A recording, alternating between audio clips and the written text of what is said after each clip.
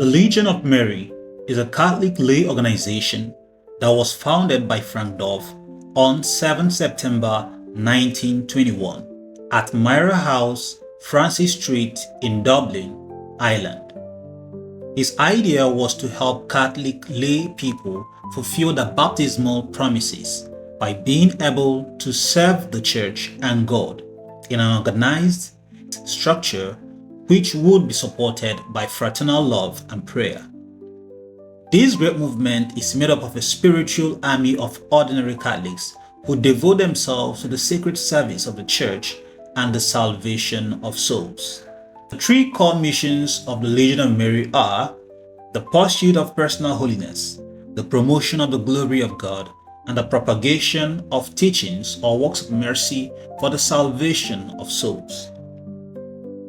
The Legion started as a small gathering, but have grown into a wild movement that is secretly changing lives every day, with a lot of their stories still untold.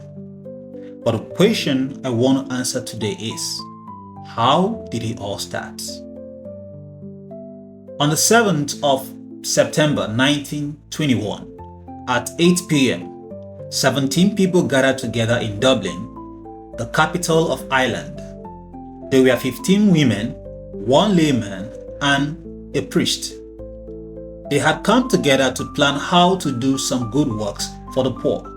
They set up a small altar with a statue of Mary, candles and flowers, and knelt down and began to pray. They asked Mary to assist them with the work they were going to do.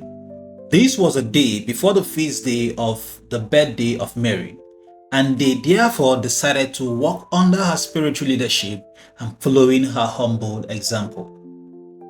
They began their first work, which was to visit a local hospital. 2 people were assigned to go to each ward. The next week, they would all come back again to report what they had done and the experiences they had. This was exactly how the Legion started. The first name they called themselves was the Association of Our Lady of Mercy, and they just visited the poor people in the hospital. Eventually, they visited prostitutes to preach to them, and then opened a hostel for them, where they could live while they were trying to get back to leading a decent life. Out of the first 31 girls they contacted, 23 came back to the church. As they grew in their number, 4 more groups started, and their work began to expand. They opened a house for beggars and for people with no homes.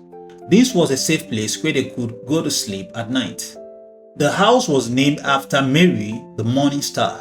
In 1930, they opened another one for women and again named it after Mary Regina Shelley. In 1928, the Legion of Mary, as it is now called, started outside Ireland in Glasgow in Scotland. In 1929, it spread to England. In 1930, an American priest going to Dublin heard about the Legion, and when he went back home, he started it in America. In 1931, a legionary from London went to Madras in India and started the Legion there. In 1932, 2 visitors to Dublin from Austria heard about the Legion, and when they went back home, the Legion was started in Australia. The Legion soon spread around the world.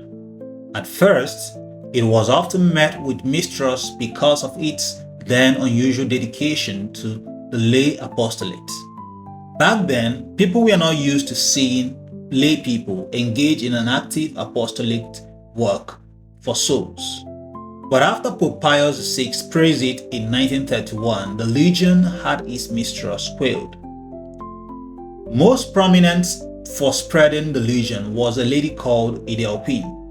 Her legionary activities in Africa in the 1930s and the 1940s were very important in the spread of the Legion. Her dedication to the mission of the Legion, even though she was suffering from tuberculosis, brought her great admiration inside and outside the Legion. Another legionary that made much impact was Alphonsus Lambie. the Great Legion Envoy to South America.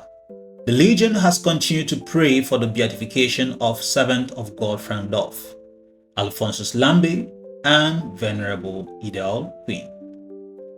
On 27th March 2014, the Secretary of the Pontifical Council for the Laity, Bishop Joseph Clems, delivered the decree in which the Legion is recognized by the Holy See as an international association of the faithful. In 2021, the Legion celebrated 100 years of its founding amidst the COVID-19 pandemic by hosting virtual talks, devotions, and masses. The group also resolved to increase its membership and engagement among young people. Every day throughout the whole world, the Legion is growing and accomplishing more and more for Christ. In the Legion, there are all kinds of people: programmers and designers, farmers and fishermen, teachers and traders, laborers and lawyers, professors and prisoners, soldiers and seminarians, and they do all kinds of good works.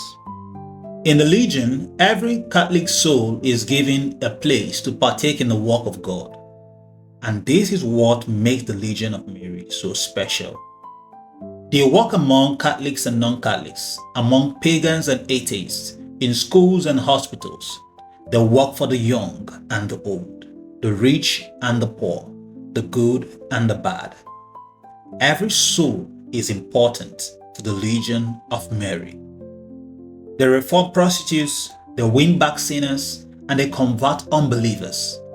But in whatever they are doing, their main aim is to walk under Mary's guidance in order to make her Son Jesus known and loved throughout the world.